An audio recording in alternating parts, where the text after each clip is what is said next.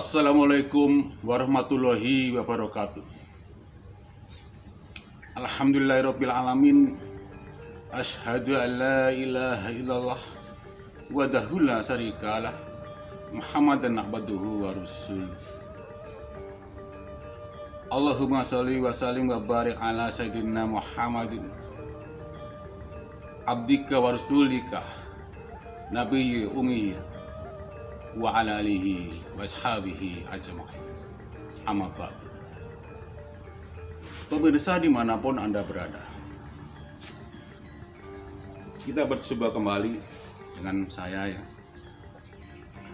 Dalam edisi ini saya akan membahas yaitu merokok halal atau haram ya. Di sini banyak para ulama yang pro kontra mana yang benar, halal atau haram. Ini saya temukan dalam mimpi saya setelah saat malam dan berzikir, yang benar yang mana. Surah Alhamdulillah, saya menemukan jawaban Allah Subhanahu wa Ta'ala, yaitu menggambarkan dalam mimpi saya. Banyak ulama yang mengatakan bahwa mengharamkan merokok karena membawa penyakit ya. Menurut saya bukan karena diharamkan, karena penyakit ya. Banyak yang makan yang halal tapi juga ada yang membawa penyakit. Untuk itu Anda simak video ini selengkapnya, dan jangan lupa sebelumnya pencet tombol like, komen, dan subscribe ya. Dan selanjutnya, setelah saya mohon kepada Allah SWT dalam mimpi saya, yaitu untuk malam pertama ya, saya melihat yaitu sepiring nasi putih ya, sepiring nasi, dan saya terbangun. Dan yang kedua adalah saya melihat, saya dalam mimpi saya yaitu saya melewati depannya rumah Pak Haji. Di samping Pak Haji situ ada kebun dan ada pohon belimbing, dan Pak Haji di situ di depan rumah, dan belimbing tersebut adalah jatuh dan saya mengambilnya dan saya makan di situ. Pak Haji melihatnya dan tersenyum. Dalam mimpi saya yaitu Pak Haji adalah seorang yang bakil atau pilot ya. Dengan pelit-pelitnya atau bakilnya Pak Haji, karena belimbing itu jatuh, saya ambil, saya makan, diperbolehkan. Mari kita kaji bersama dalam mimpi saya. Nasi putih adalah bahan pokok yang utama. Biarpun kita makan setiap hari, tidak ada bosan-bosannya. Jadi nasi putih itu kalau kita makan sebetulnya gak ada rasanya, tapi kita tidak ada bosan-bosannya gitu. Jadi merokok menurut saya itu termasuk bahan-bahan pokok. Misalnya kita makan nasi, lauk kita tempe atau ikan, kita bosan, besoknya kita makan daging. Makan daging tiap hari, biarpun itu daging mahal ya, lauk yang utama ya, tetapi kalau tidak diganti tetap bosan. Tetapi ini nasinya putih ini tidak ada bosan-bosannya. Jadi bagaikan merokok itu biarpun tidak ada rasanya, bagi yang senang rokok, pecandu rokok, itu tidak ada bosan-bosannya, menghilanginya susah. Dan perlu diketahui, saya bukan perokok asli ya, tapi saya terkadang merokok kalau lagi begadang atau berkumpul sama teman-teman ya. Sepertinya kalau sambil merokok dan sambil ngobrol sepertinya enak ya. Karena saya bukan perokok asli, saya tidak nyandu karena belajar merokok saya umur di atas 20 tahun, jadi menghilanginya gampang. Dan saya tidak merokok 1 tahun pun juga betah. Dengan para ulama bilang merokok untuk diharamkan karena membawa penyakit paru-paru, ya, membawa penyakit batuk. Saya bukan merokok asli, tapi saya juga punya penyakit batuk. Jadi punya penyakit batuk itu bukan hanya perokok saja. Hal-hal yang merokok itu bukan batuk saja. Misalnya kita di jalan raya ini tidak pakai masker, di situ banyak asap berdebu, dan di proyek itu juga banyak asap sekali, dan Anda tidak pakai masker, itu asap itu masuk ke rongga paru-paru Anda, di kerongkongan dada kita, itu ada paru-paru. Itu biasanya kita langsung batuk dan kita langsung sesek. Disitulah membawanya penyakit seperti itu. Jadi bukan hanya perokok saja. Justru perokok itu yang cepat punya penyakit paru-paru adalah yang menemukan asap Anda. Misalnya Anda ini ya merokok, kita isep dalam-dalam, terus kita buang. Di situ yang menemukan asap itu yang cepat jadi punya penyakit paru-paru. Dulu pernah saya berteduh, yaitu di Kelurahan Karet, Jakarta Selatan. Di situ ada orang perokok sebelah saya. Di sebelahnya lagi adalah orang perempuan. Di situ di sebelah saya itu lagi merokok dan memesan rokoknya itu asapnya dan naasnya, angin itu membawa asap tersebut ke mukanya mereka. Padahal itu lokasi luas ya. Dan itu ada perempuan tadi teriak-teriak dan memaki-maki orang tersebut. Jangan tidak sopan merokok sembarangan, bilang gitu. Baru di ini isep 2 isepan ya. Ya terpaksa rokoknya dimatiin. Jadi di situ. Dan perlu diketahui, untuk mimpi saya, mari kita kaji bersama ya. Yang tadi sudah saya ungkapkan bahwa rokok sebagian merupakan ibaratnya makanan pokok ya. Jadi Anda merokok setiap hari, ngilangnya susah dan Anda tidak akan bosannya, padahal Anda tidak merasakan kenikmatan rokok tersebut karena Anda sudah kecanduan ya di situ.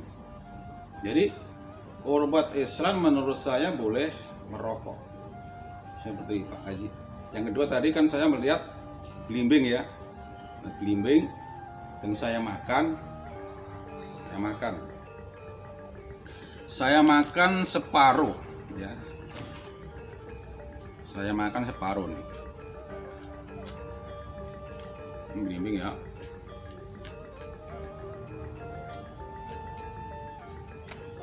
Dan Pak Haji melihatnya. Kalau saya makan separuh, setelah saya makan separuh, saya lihat bentuknya seperti bintang bersegi 5. Ada nggak bintang bersegi 4, 6 atau 7? Aku rasa tidak ada.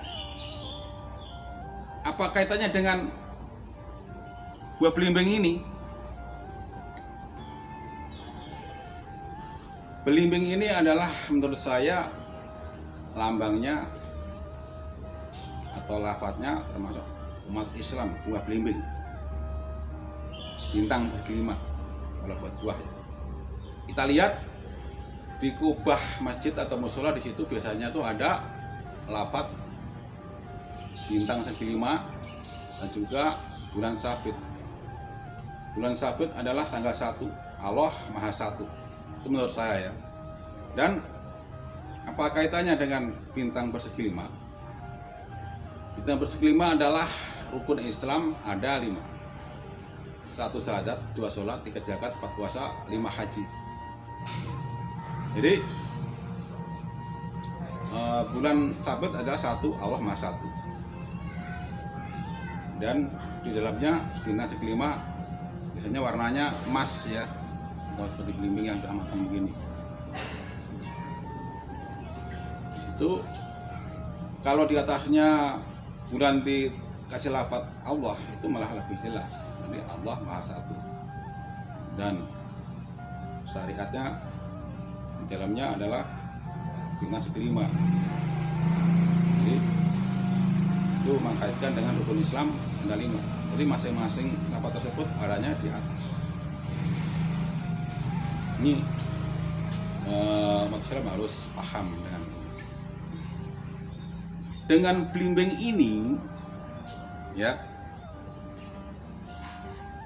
mengkaitkan dulu Sunan Wali Songo atau Sunan Kalijaga pernah mengarang lagu Lir Ilir ya. Lir Ilir itu mengkaitkan dengan belimbing ini. Lir ilir tanduri wong sumilir ta icu ruyu ta sengguh kemanten anyar cah angon penek blimbing kuwi lunyu peneen nganggo basudot tira ya. Dan yang terakhir disengguh bagaikan mantan anyar ya. Mari kita kaji bersama dengan lagu tersebut. Lir ilir itu masih tidur, belum bangun. Terus wong semilir, jadi bangun, suruh bangun. Diibaratkan tak ijo royo bagaikan tanaman yang sudah segar. Jadi kalau orang yang belum sholat yaitu belum masuk Islam itu sekarang kan mungkin itu saya masih tidur, jadi masih ngiler, kotor ya. Tapi ini lagu ini semacam kayak lagu dolanan tapi ini berkaitan dengan Islam ini menurut saya. Bagaimana manusia di muka bumi ini bisa masuk dengan dan suka lagu ini mengajak manusia untuk masuk agama Allah, yaitu agama Islam, dengan secara halus sekali. Jadi lagu ini banyak umat Islam yang belum paham. Di sini menurut saya kurang lebihnya ya saya artikan di sini. Jadi mengajak manusia untuk masuk Islam.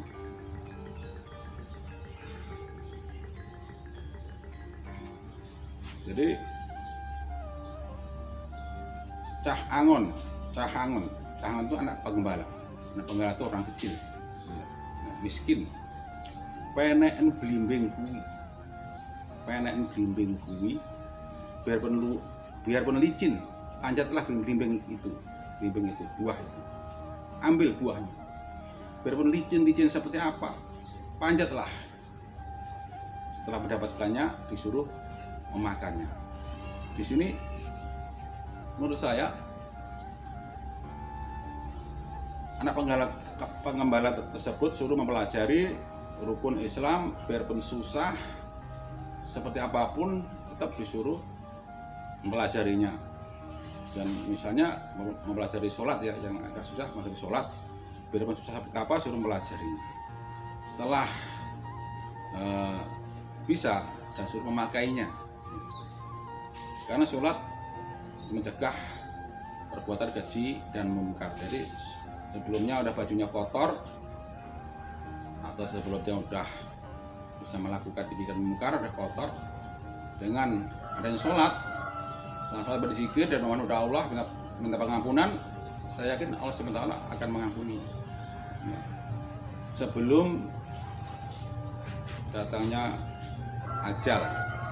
Mumpung padang dalane, mumpung jembat kalangannya, mumpung terang jalannya, mumpung terang jalannya. Istilahnya mumpung masih diberi kesempatan hidup, waktu masih panjang, jadi disuruh mempelajari rukun Islam tersebut sebelum ajal tiba. Itu menurut saya sendiri. Jadi bagaikan kemanten baru, bagaikan mantan anyar ya. Tak sengguh kemanten anyar yaitu orang yang masuk Islam seperti orang yang jadi kemanten baru, jadi menempuh hidup baru. Jadi biasanya kalau pagi-pagi masih molor, nah di sini sudah bangun. Jadi ada kehidupan sendiri ya, beda sama sebelumnya ya. Jam istirahat biasanya hanya istirahat jam 12, ini harus sholat, mengerjakan sholat 5 waktu. Jadi seakan-akan punya kehidupan baru gitu kalau baru masuk Islam, dan ada puasa juga. Itu menurut saya seperti itu. Dan Ustadz bilang merokok diharamkan karena membawa penyakit. Dengan membawa penyakit bukan hal yang haram saja. Itu menurut saya, kalau merokok Anda itu bahannya cengkeh dan tembakau itu boleh-boleh saja. Ya, seperti Pak Haji tadi, tentu juga doyan berimbing.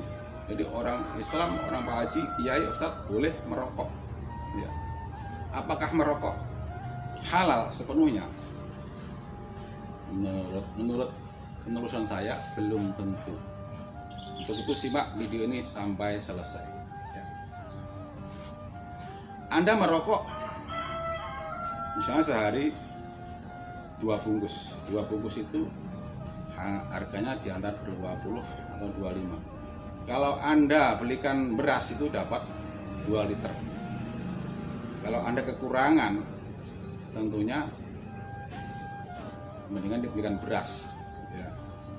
Tapi untuk pencandu rokok susah menghilangkan itu. Dan dia bilang begini, daripada saya tidak merokok, beliau tidak makan. Biasanya sehari makan 3 kali, bisa jadi makannya 2 kali. Sudah kenyang katanya karena sudah merokok ya. Nanti pagi tidak sarapannya hanya ngerokok, atau pagi sarapan, siangnya merokok saja. Ini seperti itu ya. Dengan Anda menghentikan rokok sebetulnya, saya yakin keluarga Anda akan sehat dan anak istri Anda akan senang. Karena daripada buat beli rokok, mendingan buat beli beras, bisa mencukupi keluarga Anda. Dan saya yakin keluarga Anda, anak istri Anda akan sehat, ya, lebih sehat di situ. Ada Ustadz mengatakan bahwa merokok adalah makruh. Untuk makruh menurut saya itu ada 2 macam ya. Makruh itu tidak baik, tidak baiknya itu seperti apa? Tidak baik saja apa haram itu. Ada yang haram menurut saya. Jadi haramnya merokok adalah di sini ya. Setelah saya renungin, Anda merokok di tempat umum, di bis, ada tempat perkumpulan orang banyak, di tempat hajatan, di situ ada anak-anak, ibu-ibu yang sensitif dengan rokok, yang tidak suka dengan asap rokok. Dan ini rokok ini asapnya ini dari mulut soalnya juga. Misalnya ada rokok dari mulut nih, mulut ini tempat bisa makan siapa? Mandanya kalau yang rokok itu orangnya dikil gitu, mandanya tidak pernah sikatan mungkin juga. Ini merokok asapnya ke pernapasan mereka, dan dia tidak suka dengan rokok. Dia pasti kesal dengan Anda ya, dan batuk-batuk. Jadi anak kecil, ada ibu-ibu mau bilangin Anda, menegur Anda, khawatirnya mungkin takut dicuekin, jadi artinya kesel, sangat kesel. Yang tadi aku ceritakan tadi di jembatan Layang Karat situ, itu langsung ditegur. Sebaiknya mendingan ditegur ya, dan rokok dibuang. Ya, akhirnya orang itu tidak berdosa. Jadi dosanya itu di situ. Anda merokok di tempat umum, di situ ada orang-orang yang sensitif dengan rokok dan tidak suka dengan rokok. Kadang-kadang ada yang bilang mendingan saya menghirup asap kuburan sampah, biarpun bau, karena asap kuburan sampah itu datangnya bukan dari mulut Anda. Ya mungkin kalau yang merokok itu keluarga Anda mungkin tidak tersinggung ya, karena dari mulut keluarga Anda.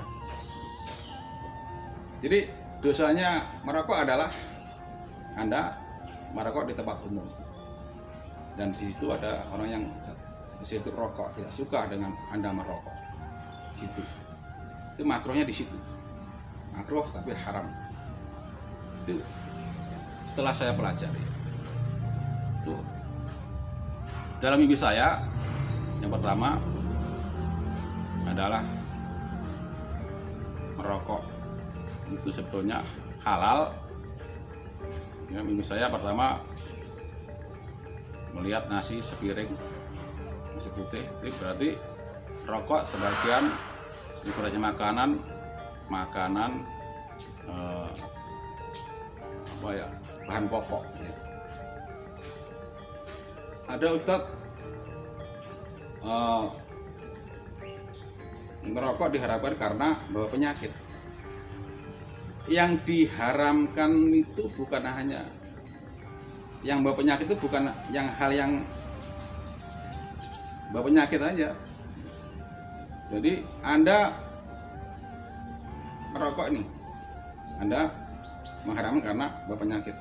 Itu yang bawa penyakit itu bukannya perokok aja, yang hal-hal yang halal pun juga bawa penyakit. Coba Anda makan sate kambing setiap hari, Anda punya penyakit darah tinggi nggak?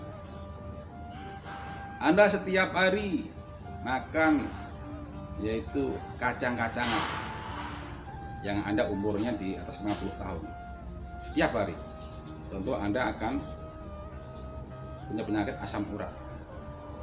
Anda setiap hari makan makanan yang zat minyak, tentu Anda akan membawa penyakit kolesterol dan lain sebagainya. Jadi haram karena membawa penyakit itu menurut saya salah ya. Kalau Anda merokok banyak cengkeh dan tembakau, jelas halal saja, kecuali Anda kasih bimbingan yaitu ganja, itu jelas haram. Karena ganja yang pikiran kita, hati kita ini sehat, dengan bimbingan itu kita rokok, pikiran kita tidak sehat, seperti minuman keras, itu yang diharamkan seperti itu. Jadi kalau bahannya tembakau dengan cengkeh, menurut saya boleh-boleh saja, tapi Anda hati-hati jangan merokok ya. Yang diharamkan adalah merokok Anda tempat umum, di situ mengganggu situasi mereka yang tidak suka dengan Anda ya. Jadi kalau Anda ditegur dengan orang tersebut, harus segera dibuangnya. Menurut saya seperti itu. Kiranya cukup sekian dari saya, semoga pemirsa puas dan paham ya. Ini murni dalam mimpi saya minta petunjuk Allah Subhanahu wa taala. Jawaban mimpi saya seperti itu. Merokok bagaikan bahan pokok ya, bahan pokok itu menurut saya di situ. Kiranya cukup sekian dari saya, mudah-mudahan bermanfaat ya. Dan arti ilir kurang lebihnya seperti itu. Apabila ada kesalahan dan kekurangan, saya mohon maaf yang sebesar-besarnya. Akhir kalam kami mengucapkan wabillahi taufiq wal hidayah. Wassalamualaikum warahmatullahi wabarakatuh.